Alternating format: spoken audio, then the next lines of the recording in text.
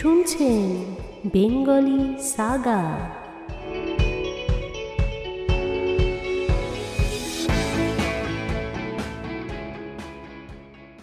আপনারা শুনছেন Bengali Saga. আমি বিদিশা। আজকে শোনাব রবীন্দ্রনাথ ঠাকুরের শেষের কবিতার দ্বিতীয় পর্ব। আলাপের আরম্ভ। অতীতের ভগ্নাবশেষ থেকে এবার ফিরে আসা যাক বর্তমানের নতুন সৃষ্টির ক্ষেত্রে। লাবণ্য পড়বার ঘরে অমিতকে বসিয়ে রেখে যোগমায়াকে খবর দিতে গেল।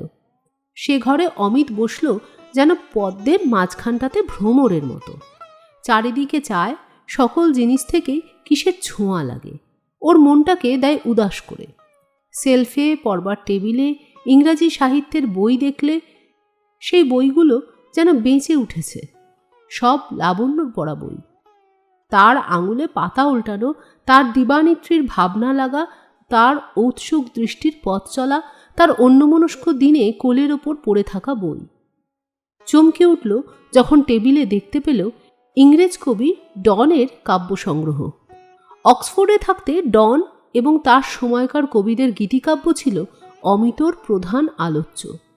এইখানে এই কাব্যের উপর দৈবাত দুজনের মন এক জায়গায় এসে পরস্পরকে স্পর্শ করল। এতদিনকার নিরুৎসুক দিনরাত্রির দাগ লেগে অমিতর জীবনটা ঝাপসা হয়ে গিয়েছিল, যেন মাস্টারের হাতে স্কুলের প্রতি বছরের পড়ানো একটা ঢিলে মলাটের টেক্সট বুক। আগামী দিনটার জন্য কোনো কৌতূহল ছিল না, আর বর্তমান দিনটাকে পুরো মন দিয়ে অভ্যর্থনা করা ওর পক্ষে ছিল অনাবশ্যক। এখন সে এইমাত্র এসে পৌঁছল একটা নতুন গ্রহে। এখানে বস্তুর ভার কম, পা মাটি ছাড়িয়ে যেন উপর দিয়ে চলে। প্রতি মুহূর্ত ব্যগ্র হয়ে অভাবনীয়ের দিকে এগোতে চায়। গায়ে হাওয়া লাগে, তার সমস্ত শরীরটা যেন বাঁশি হয়ে উঠতে ইচ্ছা করে। আকাশের আলো রক্তের মধ্যে প্রবেশ করে, আর ওর অন্তরে অন্তরে যেন উত্তেজনার সঞ্চার হয়, সেটা গাছের সর্বাঙ্গ প্রবাহিত রসের মধ্যে ফুল ফোটাবার উত্তেজনার মতো। মনের ওপর থেকে কতদিনের ধুলো পড়া পর্দা উঠে গেল। সামান্য জিনিসের থেকে ফুটে উঠছে অসামান্যতা। তাই যোগমায়া যখন ধীরে ধীরে ঘরে এসে প্রবেশ করলেন, সেই অতি সহজ ব্যাপারেও আজ অমিতকে বিস্ময় লাগালো। সে মনে মনে বলল, আহা, এ তো আগমন নয়, এ যে আবির্ভাব। 40-এর কাছাকাছি তাঁর বয়স, কিন্তু বয়সে তাকে শিথিল করেনি, কেবল তাকে গম্ভীর শুভ্রতা দিয়েছে। গৌরবর্ণ মুখ টসটস করছে, বৈধব্যরীতিতে চুল ছাঁটা, মাতৃভাবে পূর্ণ প্রসন্ন চোখ, হাসিটি স্নিগ্ধ। মোটা থান চাদরে মাথা বেষ্টন করে সমস্ত দেহ সমৃত। পায়ে জুতো নেই, দুটি পা নির্মল সুন্দর। অমিত তার পায়ে হাত দিয়ে যখন প্রণাম করলে, ওর শিরে শিরে যেন দেবীর প্রসাদের ধারা বয়ে গেল। প্রথম পরিচয়ের পরে যোগমায়া বললেন, তোমার কাকা অমরেশ ছিলেন আমাদের জেলার সবচেয়ে বড় উকিল। একবার এক সর্বনেশে মকদ্দমায় আমরা ফতুর হতে বসেছিলাম, তিনি আমাদের বাঁচিয়ে দিয়েছেন। আমাকে ডাকতেন বৌদিদি বলে। অমিত বললে, আমি তার অযোগ্য ভাইপো। কাকা লোকসান বাঁচিয়েছেন, আমি লোকসান ঘটিয়েছি। আপনি ছিলেন তার লাভের বৌদিদি, আমার হবেন লোকসানের মাসিমা। যোগমায়া জিজ্ঞাসা করলেন, তোমার মা আছেন? অমিত বললে, ছিলেন। মাসির জন্যে ক্ষেত কেন বাবা? ভেবে দেখুন না, আজ যদি ভাঙত মায়ের গাড়ি, বকুনির অন্ত থাকতো না। বলতেন, এটা বাঁদরামি, গাড়িটা যদি মাসির হয়। তিনি আমার অপটুতা দেখে হাসেন, মনে মনে বলেন, ছেলে মানুষই। যোগমায়া হেসে বলেন, তাহলে না হয় গাড়িখানা মাসিরই হলো। অমিত লাফিয়ে উঠে যোগমায়ার পায়ের ধুলো নিয়ে বললেন, এই জন্যই তো পূর্বজন্মে কর্মফল মানতে হয়। মায়ের কোলে জন্মেছি, মাসির জন্য কোনো তপস্যাই করিনি।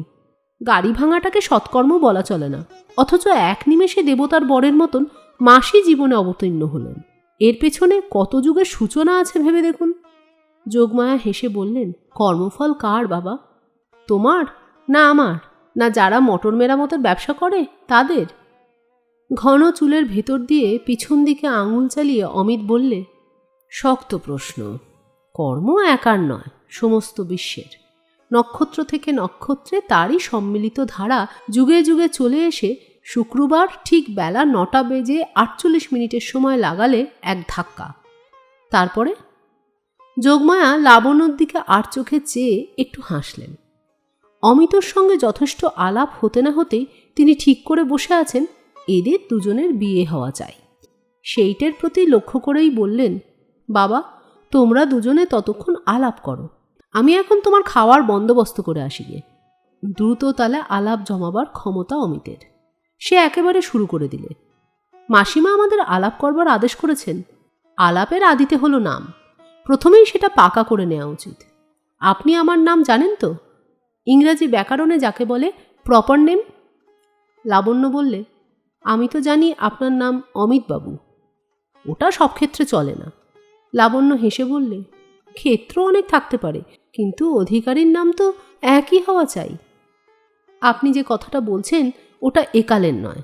দেশে কালে পাত্রে ভেদ আছে, অথচ নামে ভেদ নেই। ওটা অবৈজ্ঞানিক। রিলেটিভিটি অফ নেমস প্রচার করে আমি নামজাদা হব ঠিক করেছি। তার গোড়াতেই জানাতে চাই, আপনার মুখে আমার নাম অমিতবাবু নয়। আপনি সাহেবী কায়দা ভালোবাসেন মিস্টার রয়? একেবারে সমুদ্রের ওপারের একটা দূরের নাম। নামের দূরত্ব ঠিক করতে গেলে মেপে দেখতে হয় শব্দটা কানের সদর থেকে মনের অন্দরে পৌঁছতে কতক্ষণ লাগে। দ্রুতগামী নামটা কি শুনি? বেগ দ্রুত করতে গেলে বস্তু কমাতে হবে। অমিতবাবুর বাবুটা বাদ দিন। লাবণ্য বললে, সহজ নয়, সময় লাগবে। সময়টা সকলের সমান লাগা উচিত নয়। এক ঘড়ি বলে কোনো পদার্থ ত্রিভুবনে নেই, ট্যাক ঘড়ি আছে, ট্যাক অনুসারে তার চাল। আইনস্টাইনের এই মত। লাবণ্য উঠে দাঁড়িয়ে বললে, আপনার কিন্তু স্নানের জল ঠান্ডা হয়ে আসছে। ঠান্ডা জল শিরোধার্য করে নেব, যদি আলাপটাকে আরও একটু সময় দেন। সময় আর নেই, কাজ আছে বলেই লাবণ্য চলে গেল। অমিত তখনই স্নান করতে গেল না। স্মিতহাস্য মিশ্রিত প্রত্যেক কথাটি লাবণ্যের ঠোঁট দুটির ওপর কীরকম একটি চেহারা ধরে উঠছিল। বসে বসে সেইটি ও মনে করতে লাগল। অমিত অনেক সুন্দরী মেয়ে দেখেছে। তাদের সৌন্দর্য পূর্ণিমা রাত্রির মতন উজ্জ্বল অথচ আচ্ছন্ন। লাবণ্যের সৌন্দর্য সকালবেলার মতন, তাতে অস্পষ্টতার মোহ নেই। তার সমস্তটা বুদ্ধিতে পরিব্যাপ্ত। তাকে মেয়ে করে গড়বার সময় বিধাতা তার মধ্যে পুরুষের একটা ভাগ মিশিয়ে দিয়েছেন। তাকে দেখলেই বোঝা যায় তার মধ্যে কেবল বেদনার শক্তি নয়, সেই সঙ্গে আছে মননের শক্তি। এইটাতেই অমিতকে এত করে আকর্ষণ করেছে। অমিতর নিজের মধ্যে বুদ্ধি আছে, ক্ষমা নেই, বিচার আছে, ধৈর্য নেই। ও অনেক জেনেছে, শিখেছে, কিন্তু শান্তি পায়নি।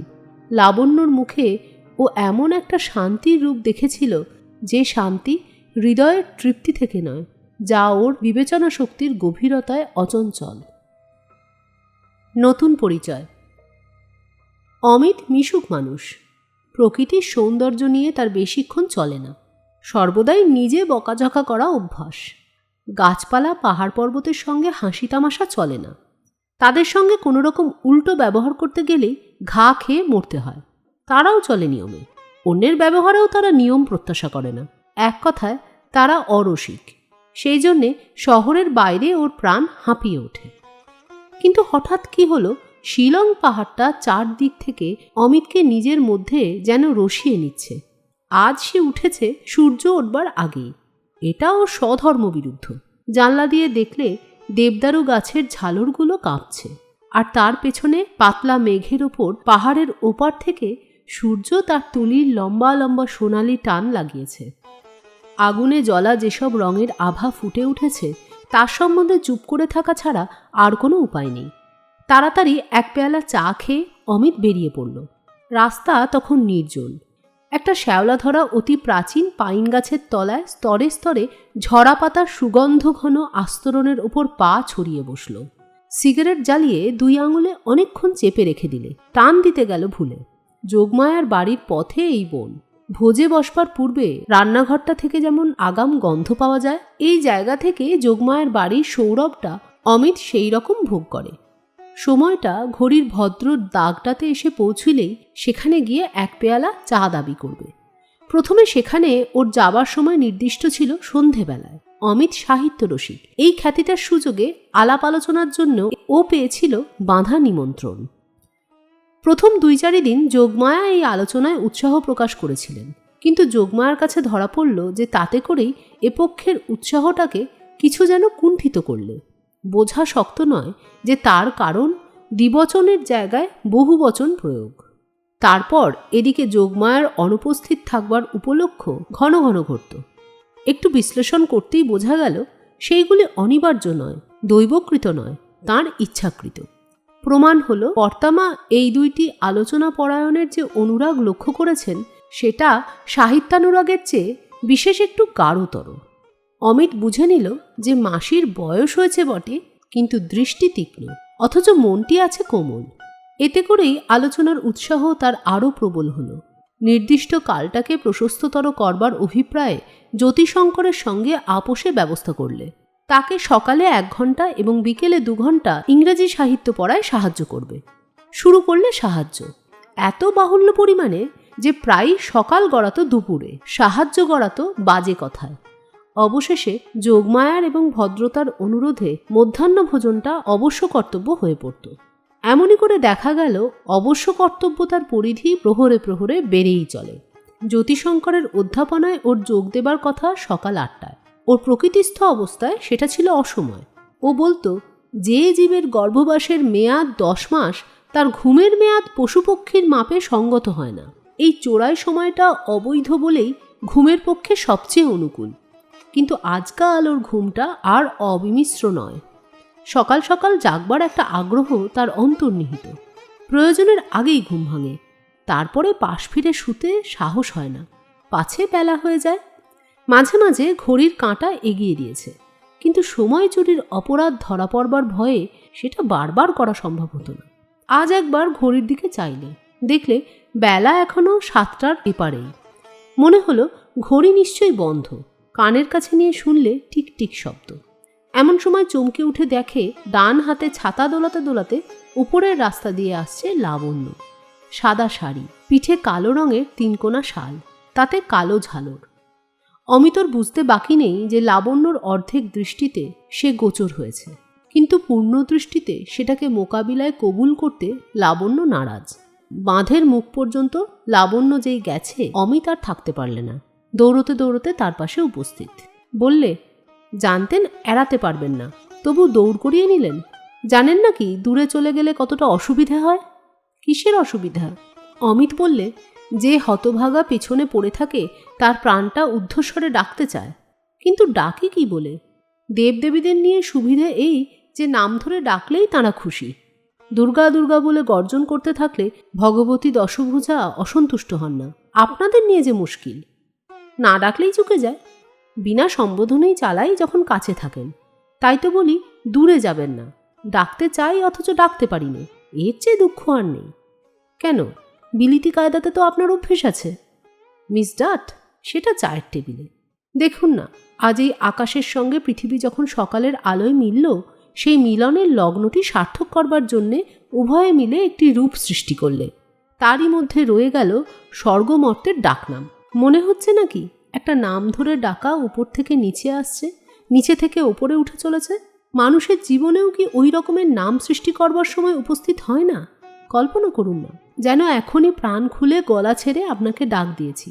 নামের ডাক বনে বনে ধ্বনিত হলো, আকাশের ওই রঙিন মেঘের কাছ পর্যন্ত পৌঁছল। সামনের ওই পাহাড়টা মাথায় মেঘ মুড়ি দিয়ে দাঁড়িয়ে দাঁড়িয়ে ভাবতে লাগলো। মনে ভাবতেও কি পারেন না সেই ডাকটা, মিস ডাত?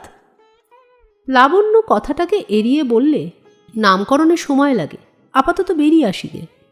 অমিত তার সঙ্গ নিয়ে বললে, চলতে শিখতেই মানুষের দেরি হয়, আমার হলো উল্টো। এতদিন পরে এখানে এসে তবে বসতে শিখেছি। ইংরেজিতে বলে, গড়ানে পাথরের কপালে শ্যাওলা জোটে না। সেই ভেবেই অন্ধকার থাকতে কখন থেকে পাথর ধরে বসে আছি। তাই তো ভোরের আলো দেখলুম। লাবণ্য কথাটাকে তাড়াতাড়ি চাপা দিয়ে জিজ্ঞাসা করলে, ওই সবুজ ডানাওয়ালা পাখিটার নাম জানেন? অমিত বলল, জীবজগতে পাখি আছে, সেটা এতদিন সাধারণভাবেই জানতুম, বিশেষভাবে জানবার সময় পাইনি। এখানে এসে আশ্চর্য এই যে স্পষ্ট জানতে পেরেছি পাখি আছে, এমনকি তারা গানও গায়। লাবণ্য হেসে উঠে বলল, আশ্চর্য? অমিত বললে, হাসছেন? আপনার গভীর কথাতেও গাম্ভীর্য রাখতে পারিনি। ওটা মুদ্রা দোষ। আমার জন্মলগ্নে আছে চাঁদ, ওই গ্রহটি কৃষ্ণ চতুর্দশীর সর্বনাশা রাত্রেও একটুখানি মুচকে না হেসে মরতেও জানে না। লাবণ্য বলে, আমাকে দোষ দেবেন না, বোধহয় পাখিও যদি আপনার কথা শুনতো হেসে উঠত। অমিত বললে, দেখুন, আমার কথা লোকে হঠাৎ বুঝতে পারে না বলেই হাসে, বুঝতে পারলে চুপ করে বসে ভাবত। আজ পাখিকে নতুন করে জানছি, এ কথায় লোক হাসছে, কিন্তু ওর ভেতরের কথাটা হচ্ছে এই যে আজ সমস্তই নতুন করে জানছি, নিজেকেও। এর ওপরে তো হাসি চলে না। ওই দেখুন না, কথাটা একই, অথচ এইবার আপনি একেবারেই চুপ। লাবণ্য হেসে বললে, আপনি তো বেশি দিনের মানুষ না, খুবই নতুন। আরও নতুনের ঝোঁক আপনার মধ্যে আসে কোথা থেকে? এর জবাবে খুব একটা গম্ভীর কথাই বলতে হলো, যা চায়ের টেবিলে বলা চলে না। আমার মধ্যে নতুন যেটা এসেছে সেটাই অনাদিকালের পুরনো, ভোরবেলাকার আলোর মতোই সে পুরনো। নতুন ফোঁটা ভুঁইচাপা ফুলেরই মতন, চিরকালের জিনিস, নতুন করে আবিষ্কার। কিছু না বলে লাবণ্য হাসলে। অমিত বললে, আপনার এবারকার এই হাসিটি পাহাড়াওয়ালার চোর ধরা গোল লণ্ঠনের হাসির। বুঝেছি, আপনি যে কবির ভক্ত তার বই থেকে আমার মুখের এ কথাটা আগেই পড়ে নিয়েছেন। দোহাই আপনার, আমাকে দাগি চোর ঠাওরাবেন না। এক এক সময় এমন অবস্থা আসে, মনের ভেতরটা শঙ্করাচার্য হয়ে ওঠে, বলতে থাকে, আমিই লিখেছি কি আর কেউ লিখেছে? এই ভেদজ্ঞানটা মায়া। এই দেখুন না, আজ সকালে বসে হঠাৎ খেয়াল গেল, আমার জানা সাহিত্যের ভেতর থেকে এমন একটা লাইন বের করি যেটা মনে হবে এইমাত্র স্বয়ং আমি লিখলুম, আর কোনো কবির লেখবার সাধ্যই ছিল না। লাবণ্য থাকতে পারলে না, প্রশ্ন করলে, বের করতে পেরেছেন? হ্যাঁ, পেরেছি। লাবণ্যর কৌতূহল আর বাধা মানল না, জিজ্ঞাসা করে ফেলল, লাইনটা কি বলুন না? অমিত খুব আস্তে আস্তে কানে কানে বলার মতো করে বললে, for God's sake hold your tongue and let me love. লাবণ্যর বুকের ভেতরটা কেঁপে উঠল। অনেকক্ষণ পরে অমিত জিজ্ঞাসা করলে, আপনি নিশ্চয়ই জানেন লাইনটা কার? লাবণ্য একটু মাথা বেঁকিয়ে ইশারায় জানিয়ে দিলে, হ্যাঁ। অমিত বললে, সেদিন আপনার টেবিলে ইংরেজ কবি ডনের বই আবিষ্কার করলেন, নইলে এই লাইন আমার মাথায় আসতো না। আবিষ্কার করলেন? আবিষ্কার নয় তো কি, বইয়ের দোকানে বই চোখে পড়ে, আপনার টেবিলে বই প্রকাশ পায়। পাবলিক লাইব্রেরির টেবিল দেখেছি, সেটা তো বইগুলোকে বহন করে। আপনার টেবিল দেখলুম, সে যে বইগুলোকে বাসা দিয়েছে। সেদিন ডনের কবিতাকে প্রাণ দিয়ে দেখতে পেয়েছি। মনে হলো অন্য কবির দরজায় ঠেলাঠেলি ভিড়, বড়লোকের শ্রাদ্ধে কাঙালি বিদায়ের মতো। ডনের কাব্যমহল নির্জন, ওখানে দুটি মানুষ পাশাপাশি বসবার জায়গাটুকু আছে। তাই অমন স্পষ্ট করে শুনতে পেলুম আমার সকালবেলার মনের কথাটি। দোহাই তোদের, একটুকু চুপ কর, ভালোবাসিবারে দে আমারে অবসর। লাবণ্য বিস্মিত হয়ে জিজ্ঞাসা করলে, আপনি বাংলা কবিতা লেখেন নাকি? ভয় হচ্ছে, আজ থেকে লিখতে শুরু করব বা।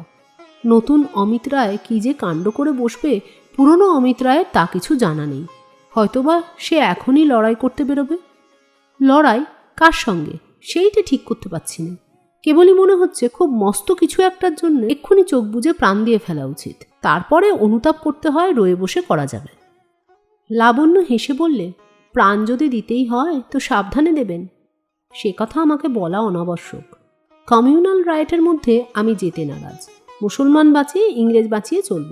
যদি দেখি বুড়োসুড়ো গোছের মানুষ অহিংস মেজাজের ধার্মিক চেহারা শিঙে বাজিয়ে মোটর হাঁকিয়ে চলছে, তার সামনে দাঁড়িয়ে পথ আটকিয়ে বলবো, যুদ্ধং দেহি। ওই যে লোক অজীর্ণ রোগ সারাবার জন্য হাসপাতালে না গিয়ে এমন পাহাড়ে আসে, খিদে বাড়াবার জন্যে নির্লজ্জ হয়ে হাওয়া খেতে বেরোয়। লাবণ্য হেসে বললে, লোকটা তবু যদি অমান্য করে চলে যায়, তখন আমি পিছন থেকে দুহাত আকাশে তুলে বলবো, এবারের মতন ক্ষমা করলুম, তুমি আমার ভ্রাতা, আমরা এক ভারত মাতার সন্তান। বুঝতে পারছেন, মন যখন খুব বড় হয়ে ওঠে তখন মানুষ যুদ্ধও করে, ক্ষমাও করে। লাবণ্য হেসে বললে, আপনি যখন যুদ্ধের প্রস্তাব করেছিলেন মনে ভয় হয়েছিল, কিন্তু ক্ষমার কথা যেরকম বোঝালেন তাতে আশ্বস্ত হলুম যে ভাবনা নেই। অমিত বললে, আমার একটা অনুরোধ রাখবেন? কি বলুন? আজ খিদে বাড়াবার জন্য আর বেশি বেড়াবেন না। আচ্ছা বেশ। তারপরে? ওই নিচে গাছতলায়, যেখানে নানা রঙের ছ্যাতলা পড়া পাথরটার নিচে দিয়ে একটুখানি জল ঝিরঝির করে বয়ে যাচ্ছে, ওইখানে বসবেন আসুন। লাবণ্য হাতে বাঁধা ঘড়িটার দিকে চেয়ে বললে, কিন্তু সময় যে অল্প। জীবনে সেইটাই তো শোচনীয় সমস্যা লাবণ্য দেবী, সময় অল্প। মরুপথের সঙ্গে আছে আধমাসক মাত্র জল, যাতে সেটা উচলে উচলে শুকনো ধুলোয় মারা না যায় সেটা নিতান্তই করা চাই। সময় যাদের বিস্তর তাদেরই পাংচুয়াল হওয়া শোভা পায়। দেবতার হাতে সময় অসীম, তাই ঠিক সময়টিতে সূর্য ওঠে, ঠিক সময়ে অস্ত যায়। আমাদের মেয়াদ অল্প, পাংচুয়াল হতে গিয়ে সময় নষ্ট করা আমাদের পক্ষে অমিতব্যয়িতা। অমরাবতীর কেউ যদি প্রশ্ন করে ভেবে এসে করলে কি, তখন কোন লজ্জায় বলবো ঘড়ির কাঁটার দিকে চোখ রেখে কাজ করতে করতে জীবনের যা কিছু সকল সময়ের অতীত তার দিকে চোখ তোলবার সময় পাইনি। তাই তো বলতে বাধ্য হলুম, চলুন ওই জায়গাটাতে। ওর যেটাতে আপত্তি নেই সেটাতে আর কারো যে আপত্তি থাকতে পারে, অমিত এই আশঙ্কাটাকে একেবারে উড়িয়ে দিয়ে কথাবার্তা কয়। সেই জন্য তার প্রস্তাবে আপত্তি করা শক্ত। লাবণ্য বললে, চলুন। ঘন বনের ছায়া, সরু পথ নেমেছে নিচে একটা খাসিয়া গ্রামের দিকে। অর্ধপথে আর এক পাশ দিয়ে ক্ষীণ ঝর্ণাধারা এক জায়গায় লোকালয়ের পথটাকে অস্বীকার করে তার ওপর দিয়ে নিজের অধিকার চিহ্ন স্বরূপ স্বতন্ত্র পথ চালিয়ে গেছে। সেইখানে পাথরের ওপরে দুজনে বসল। ঠিক সেই জায়গাটায় খাদটা গভীর হয়ে খানিকটা জল জমে আছে, যেন সবুজ পর্দার ছায়ায় একটা পর্দানসীন মেয়ে। বাইরে পা বাড়াতে তার ভয়।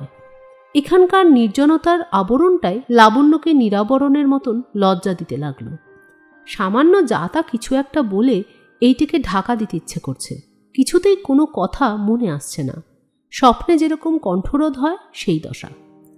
অমিত বুঝতে পারলে একটা কিছু বলাই চাই। বললে, আমাদের দেশে দুটো ভাষা, একটা সাধু আর একটা চলতি, কিন্তু এছাড়া আরও একটা ভাষা থাকা উচিত ছিল। সমাজের ভাষা নয়, ব্যবসায়ের ভাষা নয়, আড়ালের ভাষা। এই রকম জায়গার জন্যে পাখির গানের মতন, কবির কাব্যের মতন সেই ভাষা অনায়াসেই কণ্ঠ দিয়ে বেরোনো উচিত ছিল, যেমন করে কান্না বেরোয়। সেই জন্যে মানুষকে বইয়ের দোকানে ছুটতে হয়, সেই বড় লজ্জা।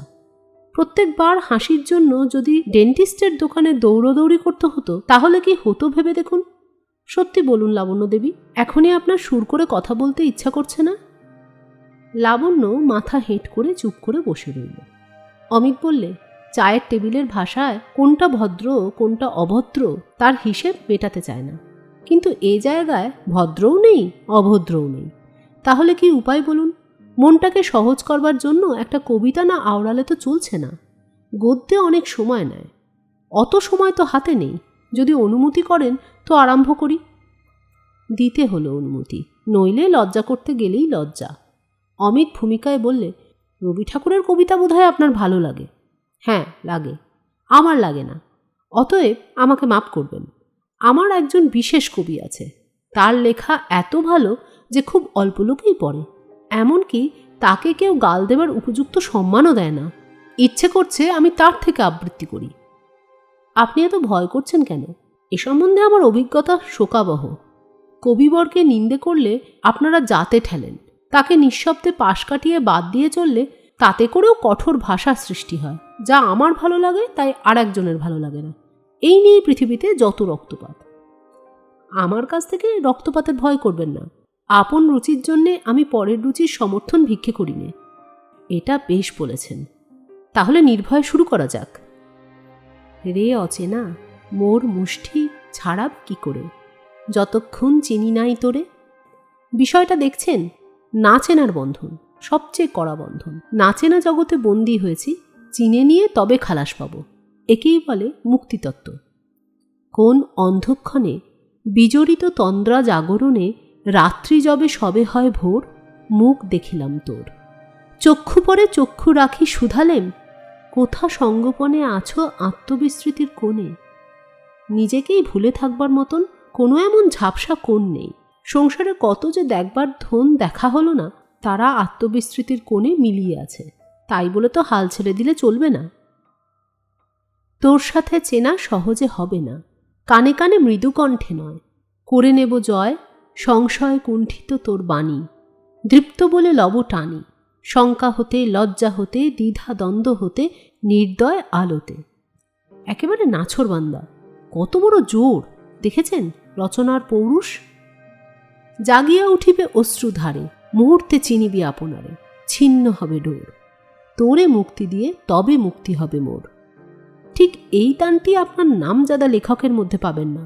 সূর্যমণ্ডলে এ যেন আগুনের ঝড়। এ শুধু লিরিক নয়, এ নিষ্ঠুর জীবনতত্ত্ব। লাবণ্যর মুখের দিকে এক দৃষ্টিতে চেয়ে বললে, হে অচেনা, দিন যায়, সন্ধ্যা যায়, সময় রবে না, তীব্র আকস্মিক বাধা বন্ধ ছিন্ন করি দিক। তোমারে চেনার অগ্নিদীপ্ত শিখা উঠুক উজলি, দিবতাহে জীবন অঞ্জলি। আবৃত্তি শেষ না হতে হতেই অমিত লাবণ্যর হাত চেপে ধরলে। লাবণ্য হাত ছাড়িয়ে নিলে না, অমিতের মুখের দিকে চাইলে, কিছু বললে না। এরপরে কোনো কথা বলবার কোনো দরকার হলো না।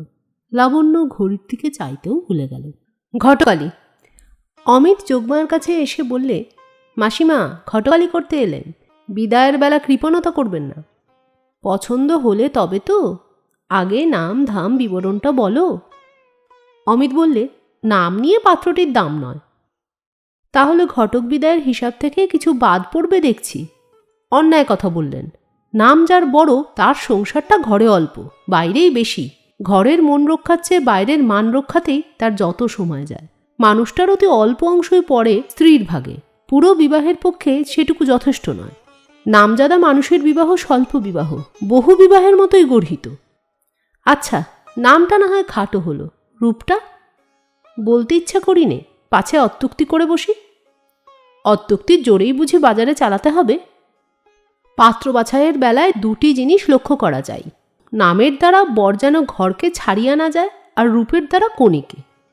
আচ্ছা, নাম রূপ থাক, বাকিটা? বাকি যেটা রইল সব জড়িয়ে সেটাকে বলে পদার্থ। তাহলে লোকটা অপদার্থ নয়। বুদ্ধি? লোকে যাতে ওকে বুদ্ধিমান বলে হঠাৎ ভ্রম করে, সেটুকু বুদ্ধি ওর আছে। বিদ্যে? স্বয়ং নিউটনের মতো। ও জানে যে জ্ঞান সমুদ্রের কূলে সে নুড়ি কুড়িয়েছে মাত্র, তার মতো সাহস করে বলতে পারে না, পাছে লোকে ফস করে বিশ্বাস করে বসে। পাত্রের যোগ্যতার ফর্দটা তো দেখছি কিছু খাটো গোছের। অন্নপূর্ণার পূর্ণতা প্রকাশ করতে হবে বলেই শিব নিজেকে ভিখারি কবুল করেন, একটুও লজ্জা নেই। তাহলে পরিচয়টা আরও স্পষ্ট করো। জানা ঘর। পাত্রটির নাম অমিত কুমার রায়। হাসছেন কেন মাসিমা? ভাবছেন কথাটা ঠাট্টা? সে ভয় মনে আছে বাবা, পাছে শেষ পর্যন্ত ঠাট্টাই হয়ে ওঠে। এই সন্দেহটা পাত্রের পরে দোষারোপ। বাবা, সংসারটাকে হেসে হালকা করে রাখা কম ক্ষমতা নয়। মাসি, দেবদেবতার সেই ক্ষমতা আছে, তাই দেবতারা বিবাহের অযোগ্য। দময়ন্তী সে কথা বুঝেছিলেন।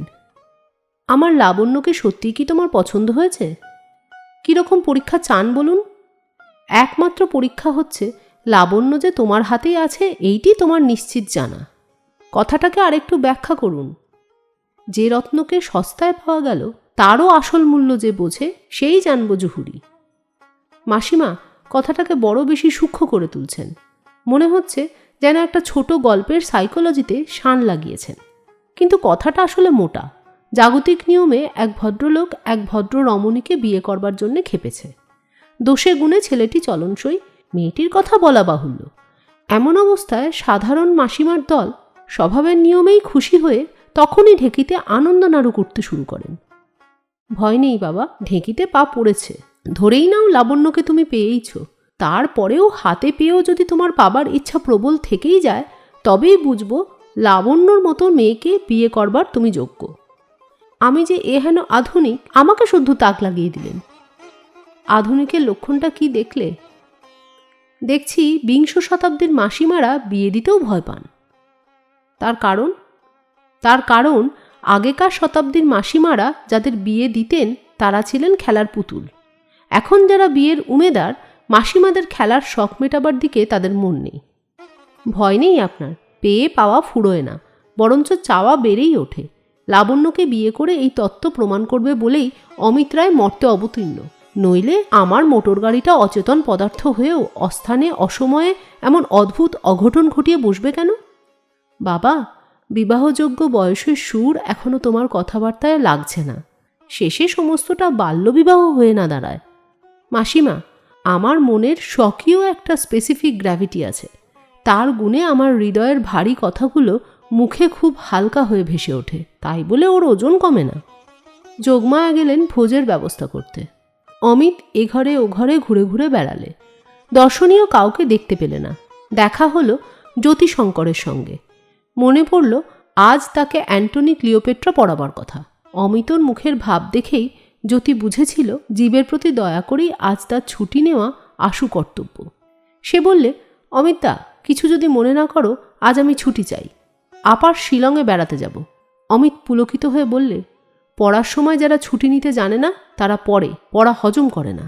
তুমি ছুটি চাইলে আমি কিছু মনে করব এমন অসম্ভব ভয় করছো কেন? কাল রবিবার ছুটি তো আছেই, পাছে তুমি তাই ভাবো।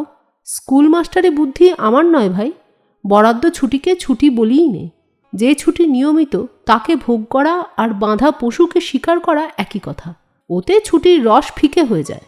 হঠাৎ যে উৎসাহে অমিত কুমার ছুটিতত্ত্ব ব্যাখ্যায় মেতে উঠল তার মূল কারণটা অনুমান করে জ্যোতির খুব মজা লাগলো। সে বললে, কয়দিন থেকে ছুটিতত্ত্ব সম্বন্ধে তোমার মাথায় নতুন নতুন ভাবনা উঠছে। সেদিনও আমাকে উপদেশ দিয়েছিলে এমন আর কিছুদিন চললেই ছুটি নিতে আমার হাত পেকে যাবে। সেদিন কি উপদেশ দিয়েছিলুম? বলেছিলে অকর্তব্য বুদ্ধি মানুষের একটা মহৎ গুণ, তার ডাক পড়লে একটুও বিলম্ব করা উচিত হয় না বলেই বই বন্ধ করে তখনই বাইরে দিলে ছুট। বাইরে হয়তো একটা অকর্তব্যের কোথাও আবির্ভাব হয়েছিল, লক্ষ্য করিনি। জ্যোতির বয়স 20-এর কোঠায়। অমিতর মনে যে চাঞ্চল্য উঠেছে ওর নিজের মনেও তার আন্দোলনটা এসে লেগেছে। ও লাবণ্যকে এতদিন শিক্ষক জাতীয় বলেই ঠাউরেছিল। আজ অমিতর অভিজ্ঞতা থেকেই বুঝতে পেরেছে সে নারী জাতীয়। অমিত হেসে বললে, কাজ উপস্থিত হলেই প্রস্তুত হওয়া চাই। এই উপদেশের বাজার দর বেশি, আকবরী মোহরের মতন, কিন্তু ওর উল্টো পিঠে খোদাই থাকা উচিত। অকাজ উপস্থিত হলেই সেটাকে বীরের মতন মেনে নেওয়া চাই। তোমার বীরত্বের পরিচয় আজকাল প্রায়ই পাওয়া যায়। জ্যোতির পিঠ চাপড়িয়ে অমিত বললে, জরুরি কাজটাকে এক কোপে বলি দেবার পবিত্র অষ্টমী তিথি তোমার জীবন পঞ্জিকায় একদিন যখন আসবে, দেবী পুজোয় বিলম্ব করো না ভাই, তারপরে বিজয়া দশমী আসতে দেরি হয় না। জ্যোতি গেল চলে। অকর্তব্য বুদ্ধিও সজাগ, যাকে আশ্রয় করে অকাজ দেখা দেয় তারও দেখা নেই। অমিত ঘর ছেড়ে গেল বাইরে। ফুলের আচ্ছন্ন গোলাপের লতা, একধারে সূর্যমুখীর ভিড়, আর একধারে চৌকো কাঠের টবে চন্দ্রমল্লিকা।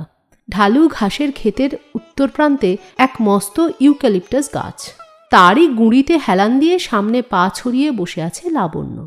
ছাই রঙের আলোয়ান গায়ে, পায়ের ওপর পড়েছে সকালবেলার রোদ্দুর। কোলে রুমালের ওপর কিছু রুটির টুকরো, কিছু ভাজা আখরোট।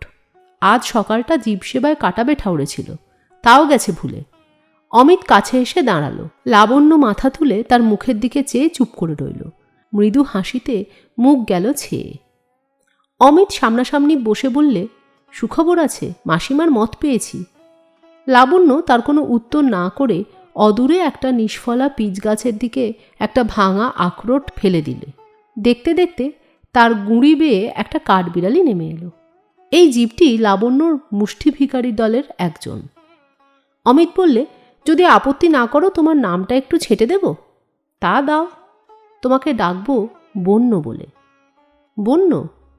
না না, এ নামটাতে হয়তোবা তোমার বদনাম হলো, এরকম নাম আমাকেই সাজে। তোমাকে ডাকবো বন্যা, কি বলো? তাই ডেকো, কিন্তু তোমার মাসিমার কাছে নয়, কিছুতেই নয়। এসব নাম বীজমন্ত্রের মতন, কারো কাছে ফাঁস করতে নেই। এ রইল আমার মুখে আর তোমার কানে। আচ্ছা বেশ, আমারও ওই রকমের একটা বেসরকারি নাম চাই তো। ভাবছি ব্রহ্মপুত্র কেমন হয়? বন্যা হঠাৎ এলো তারই কুল ভাসিয়ে দিয়ে।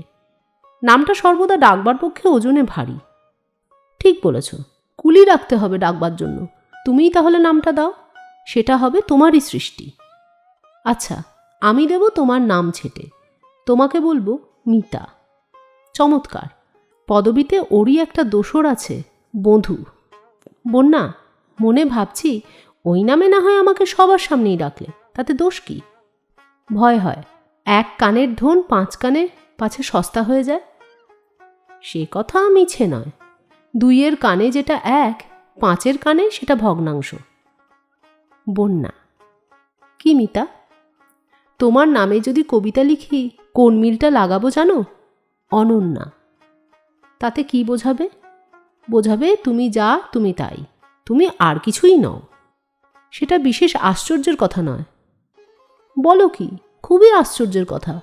দৈবাত এক একজন মানুষকে দেখতে পাওয়া যায় যাকে দেখেই চমকে বলে উঠি, এই মানুষটি একেবারে নিজের মতো, 5 জনের মতো নয়।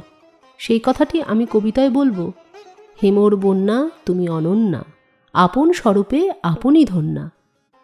তুমি কবিতা লিখবে নাকি? নিশ্চয়ই লিখব। কার সাধ্য রোধে তার গতি? এমন মরিয়া হয়ে উঠলে কেন? কারণ বলি, কাল রাত্রির 2:30 পর্যন্ত ঘুম না হলে যেমন এপাশ ওপাশ করতে হয়, তেমন করেই কেবলই অক্সফোর্ডের বুক অফ ভার্সেসের এপাট ওপাট উল্টাচ্ছি। ভালোবাসার কবিতা খুঁজেই পেলুম না। আগে সেগুলো পায়ে পায়ে ঠেকত। স্পষ্টই বুঝতে পারছি আমি লিখব বলেই সমস্ত পৃথিবী আজ অপেক্ষা করে আছে।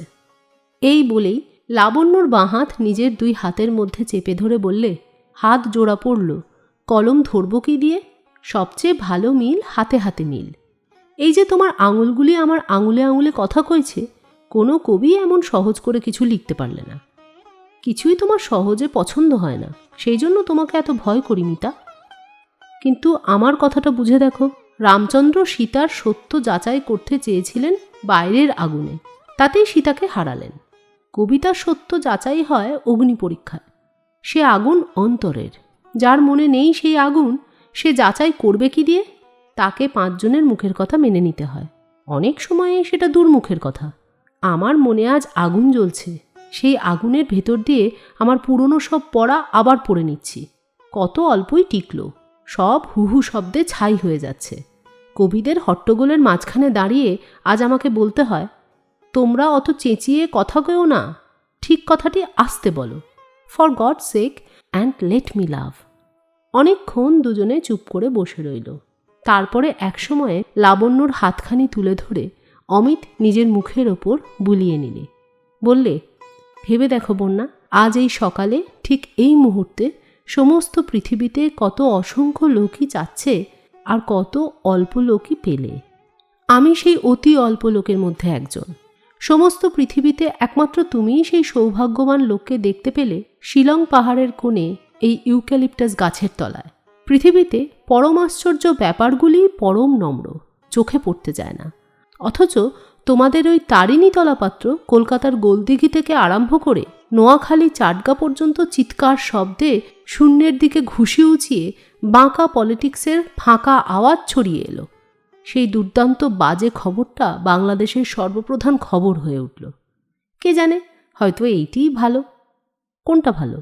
ভালো এই যে সংসারের আসল জিনিসগুলো হাটে বাটেই চলাফেরা করে বেড়ায়, অথচ বাজে লোকের চোখের ঠোকর খেয়ে মরে না।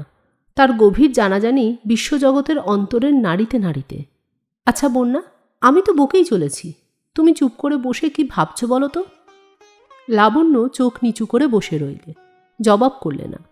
অমিত বললে, তোমার এই চুপ করে থাকা যেন মাইনে না দিয়ে আমার সব কথাকে বরখাস্ত করে দেওয়ার মতো। লাবণ্য চোখ নিচু করেই বললে, তোমার কথা শুনে আমার ভয় হয় মিতা। ভয় কিসের? তুমি আমার কাছে কি চাও আর আমি তোমাকে কতটুকুই বা দিতে পারি ভেবে পাইনি। কিছু না ভেবেই তুমি দিতে পারো, এইটাই তো তোমার দানের দাম। তুমি যখন বললে কর্তামা সম্মতি দিয়েছেন, আমার মনটা কেমন করে উঠল। মনে হলো এইবার আমার ধরা পড়বার দিন আসছে। ধরাই তো পড়তে হবে।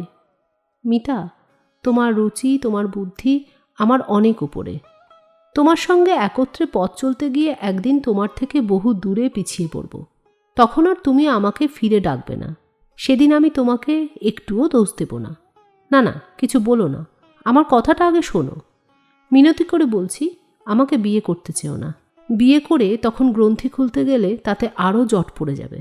তোমার কাছ থেকে আমি যা পেয়েছি সে আমার পক্ষে যথেষ্ট, জীবনের শেষ পর্যন্ত চলবে। তুমি কিন্তু নিজেকে ভুলিও না। বন্যা, তুমি আজকের দিনের ঔদার্যের মধ্যে কালকের দিনের কার্পণ্যের আশঙ্কা কেন তুলছ? মিতা, তুমিই আমাকে সত্য বলবার জোর দিয়েছ। আজ তোমাকে যা বলছি তুমি নিজেও তা ভেতরে ভেতরে জানো, মানতে চাও না। পাছে যে রস এখন ভোগ করছো তাতে একটু খটকা বাঁধে। তুমি তো সংসার ফাঁদবার মানুষ নও, তুমি রুচির তৃষ্ণা মেটাবার জন্য ফেরো। সাহিত্যে সাহিত্যে তাই তোমার বিহার। আমার কাছেও সেই জন্যেই তুমি এসেছো। বলবো ঠিক কথাটা? বিয়েটাকে তুমি মনে মনে জানো, যাকে তুমি সর্বদাই বলো ভালগার, ওটা বড় রেসপেক্টেবল। ওটা শাস্ত্রের দোহায় পড়া সেই সব বিষয়ী লোকের পোষা জিনিস, যাহা সম্পত্তির সঙ্গে সহধর্মিণীকে মিলিয়ে নিয়ে খুব মোটা তাকিয়া ঠেসান দিয়ে বসে। বন্যা, তুমি আশ্চর্য নরম সুরে আশ্চর্য কঠিন কথা বলতে পারো। মিতা, ভালোবাসার জোরে চিরদিন যেন কঠিন থাকতেই পারি। তোমাকে ভোলাতে গিয়ে একটুও ফাঁকি যেন না দিই। তুমি যা আছো ঠিক তাই থাকো। তোমার রুচিতে আমাকে যতটুকু ভালো লাগে ততটুকুই লাগুক, কিন্তু একটুও তুমি দায়িত্ব নিও না, তাতেই আমি খুশি থাকব। বন্যা, এবার তবে আমার কথাটা বলতে দাও। কি আশ্চর্য করেই তুমি আমার চরিত্রের ব্যাখ্যা করেছ, তা নিয়ে কথা কাটাকাটি করব না, কিন্তু একটা জায়গায় তোমার ভুল আছে। মানুষের চরিত্র জিনিসটাও চলে। ঘর পোষা অবস্থায় তার একরকম শিকলি বাঁধা স্থাবর পরিচয়, তারপরে একদিন ভাগ্যের হঠাৎ এক ঘায়ে তার শিকলি কাটে, সে ছুট দেয় অরণ্যে, তখন তার আর এক মূর্তি। আজ তুমি তার কোনটা? যেটা আমার বরাবরের সঙ্গে মেলে না সেইটে। এর আগে অনেক মেয়ের সঙ্গে আমার আলাপ হয়েছিল। সমাজের কাটা খাল বেয়ে বাঁধা ঘাটে রুচির ঢাকা লণ্ঠন জ্বালিয়ে, তাতে দেখাশোনা হয়, চেনাশোনা হয় না। তুমি নিজেই বলো বন্যা, তোমার সঙ্গেও কি আমার সেই আলাপ? লাবণ্য চুপ করে রইল। অমিত বললে, বাইরে বাইরে দুই নক্ষত্র পরস্পরকে সেলাম করতে করতে প্রদক্ষিণ করে চলে। কায়দাটা বেশ শোভন, নিরাপদ। সেটাতে যেন তাদের রুচির টান, মর্মের মিল নয়। হঠাৎ যদি মরণের ধাক্কা লাগে, নিভে যায় দুই তারার লণ্ঠন, দোহে এক হয়ে উঠবার আগুন ওঠে জ্বলে। সে আগুন জ্বলছে। অমিত রায় বদলে গেল। মানুষের ইতিহাসটাই এই রকম। তাকে দেখে মনে হয় ধারাবাহিক, কিন্তু আসলে সে আকস্মিক মালা গাঁথা। সৃষ্টির গতি চলে এই আকস্মিকের ধাক্কায় ধাক্কায়, দমকে দমকে। যুগের পর যুগ এগিয়ে যায় ঝাঁপতালের লয়ে। তুমি আমার তাল বদলিয়ে দিয়েছ বন্যা, সেই তালেই তো তোমার সুরে আমার সুরে গাঁথা পড়ল। লাবণ্যের চোখের পাতা ভিজে এলো, তবু একথা মনে না করতে পারলে না যে অমিতর মনের গড়ন সাহিত্যিক। প্রত্যেক অভিজ্ঞতায় ওর মুখে কথার উচ্ছ্বাস তোলে, সেইটাই ওর জীবনের ফসল, তাতেই ও পায় আনন্দ। আমাকে ওর প্রয়োজন সেই জন্যেই। যেসব কথা ওর মনে বরফ হয়ে জমে আছে, ও নিজে যার ভার বোধ করে কিন্তু আওয়াজ পায় না, আমার উত্তাপ লাগিয়ে তাকে গলিয়ে ঝরিয়ে দিতে হবে। দুজনে অনেকক্ষণ চুপ করে বসে থেকে লাবণ্য হঠাৎ একসময় প্রশ্ন করলে, আচ্ছা মিতা, তুমি কি মনে করো না যেদিন তাজমহল তৈরি শেষ হলো সেদিন মমতাজের মৃত্যুর জন্য শাহজাহান খুশি হয়েছিলেন? তার স্বপ্নকে অমর করবার জন্য এই মৃত্যুর দরকার ছিল। এই মৃত্যুই মমতাজের সবচেয়ে বড় প্রেমের দান। তাজমহলে শাহজাহানের শোক প্রকাশ পায়নি, তাঁর আনন্দ রূপ ধরেছে। অমিত বললে, তোমার কথায় তুমি ক্ষণে ক্ষণে আমাকে চমক লাগিয়ে দিচ্ছ। তুমি নিশ্চয়ই কবি। আমি চাই না কবি হতে। কেন যাও না? জীবনের উত্তাপে কেবল কথার প্রদীপ জ্বালাতে আমার মন যায় না। জগতে যারা উৎসব সভা সাজাবার হুকুম পেয়েছে, কথা তাদের পক্ষেই ভালো। আমার জীবনের তাপ জীবনের কাজের জন্যেই। বন্যা, তুমি কুকথা অস্বীকার করছো? জানো না তোমার কথা আমাকে কেমন করে জাগিয়ে দেয়? তুমি কি করে জানবে তুমি কি বলো আর সে বলার কি অর্থ? আবার দেখছি নিবারণ চক্রবর্তীকে ডাকতে হলো। ওর নাম শুনে শুনে তুমি বিরক্ত হয়ে গেছো, কিন্তু কি করব বলো? ওই লোকটা আমার মনের কথার ভাণ্ডারী। নিবারণ এখনো নিজের কাছে নিজে পুরনো হয়ে যায়নি। ও প্রত্যেকবারেই যে কবিতা লেখে সে ওর প্রথম কবিতা। সেদিন ওর খাতা ঘাঁটতে ঘাঁটতে অল্পদিন আগেকার একটা লেখা পাওয়া গেল, ঝর্ণার ওপরের কবিতা। কি করে খবর পেয়েছে শিলং পাহাড়ে এসে আমার ঝর্ণা আমি খুঁজে পেয়েছি। ও লিখেছে, ঝর্ণা তোমার স্ফটিক জলের স্বচ্ছ ধারা, তাহারই মাঝে দেখে আপনারে সূর্য তারা। আমি নিজে যদি লিখতুম এর চেয়ে স্পষ্টতর করে তোমার বর্ণনা করতে পারতুম না। তোমার মনের মধ্যে এমন একটি স্বচ্ছতা আছে যে আকাশের সমস্ত আলো সহজেই প্রতিবিম্বিত হয়। তোমার সব কিছুর মধ্যে ছড়িয়ে পড়া সেই আলো আমি দেখতে পাই। তোমার মুখে, তোমার হাসিতে, তোমার কথায়, তোমার স্থির হয়ে বসে থাকায়, তোমার রাস্তা দিয়ে চলায়। আজই মাঝে মাঝে আমার ছায়ারে দুলায়ে খেলায়ও তারই একধারে, সে ছায়ারই সাথে হাসিয়া মিলায়ও কলধ্বনি। দিও তারে বাণী, যে বাণী তোমার চিরন্তনী। তুমি ঝর্ণা, জীবনস্রোতে তুমি যে কেবল চলছো তা নয়, তোমার চলার সঙ্গে সঙ্গেই তোমার বলা। সংসারে যেসব কঠিন অচল পাথরগুলোর উপর দিয়ে চলো, তারাও তোমার সংঘাতে সুরে বেজে ওঠে। তোমার ছায়াতে, তোমার হাসিতে মিলিত ছবি, তাই নিয়ে আজি পরাণে আমার মেতেছে কবি। পদে পদে তব আলোর ঝলকে ভাষা আনে প্রাণে পলকে পলকে। মোর বাণীরূপে দেখিলাম আজি নির্ঝরিণী, তোমার প্রবাহে মনেরে জাগায় নিজেরে চিনি। লাবণ্য একটু ম্লান হেসে বললে, যতই আমার আলো থাক আর ধ্বনি থাক, তোমার ছায়া তবু ছায়াই, সে ছায়াকে আমি ধরে রাখতে পারবো না। অমিত বললে, কিন্তু একদিন হয়তো দেখবে আর কিছু যদি না থাকে, আমার বাণীরূপ রয়েছে। লাবণ্য হেসে বললে, কোথায়? নিবারণ চক্রবর্তীর খাতায়? আশ্চর্য কিছুই নেই। আমার মনের নিচের স্তরে যে ধারা বয়, নিবারণের ফোয়ারায় কেমন করে সেটা বেরিয়ে আসে। তাহলে কোনো একদিন হয়তো নিবারণ চক্রবর্তীর ফোয়ারার মধ্যেই তোমার মনটিকে পাবো, আর কোথাও নয়। এমন সময় বাসা থেকে লোক এলো ডাকতে, খাবার তৈরি। অমিত চলতে চলতে ভাবতে লাগলো, লাবণ্য বুদ্ধির আলোতে সমস্তই স্পষ্ট করে জানতে চায়। মানুষ স্বভাবত যেখানে আপনাকে ভোলাতে ইচ্ছা করে, সে সেখানেও নিজেকে ভোলাতে পারে না। লাবণ্য যে কথাটা বললে, সেটার তো প্রতিবাদ করতে পারছি না। অন্তরাত্মার গভীর উপলব্ধি বাইরে প্রকাশ করতেই হয়। কেউ বা করে জীবনে, কেউ বা করে রচনায়। জীবনকে ছুঁতে ছুঁতে, অথচ তার থেকে সরতে সরতে। নদী যেমন কেবলই তীর থেকে সরতে সরতে চলে, তেমনই আমি কি কেবলই রচনা স্রোত নিয়েই জীবন থেকে সরে সরে যাব? এইখানেই কি মেয়ে পুরুষের ভেদ? পুরুষ তার সমস্ত শক্তিকে সার্থক করে সৃষ্টি করতে, সেই সৃষ্টি আপনাকে এগিয়ে দেবার জন্যই আপনাকে পদে পদে ভোলে। মেয়ে তার সমস্ত শক্তিকে খাটায় রক্ষা করতে। পুরনোকে রক্ষা করবার জন্যই নতুন সৃষ্টি করতে সে বাধা দেয়। রক্ষার প্রতি সৃষ্টি নিষ্ঠুর, সৃষ্টির প্রতি রক্ষা বিঘ্ন। এমন কেন হলো? এক জায়গায় এরা পরস্পরকে আঘাত করবেই। যেখানে খুব করে মিল, সেইখানেই মস্ত বিরুদ্ধতা। তাই ভাবছি, আমাদের সকলের চেয়ে বড় যে পাওনা, সে মিলন নয়, সে মুক্তি। এ কথাটা ভাবতে অমিতকে পীড়া দিলে, কিন্তু ওর মন এটাকে অস্বীকার করতে পারলে না। আজকের নিবেদন এখানেই শেষ করছি। দু একদিনের মধ্যেই নিয়ে আসব পরবর্তী পর্ব। ততদিন সুস্থ থাকুন, সঙ্গে থাকুন, শুনতে থাকুন বেঙ্গলি সাগা। আজ আসি, টাটা।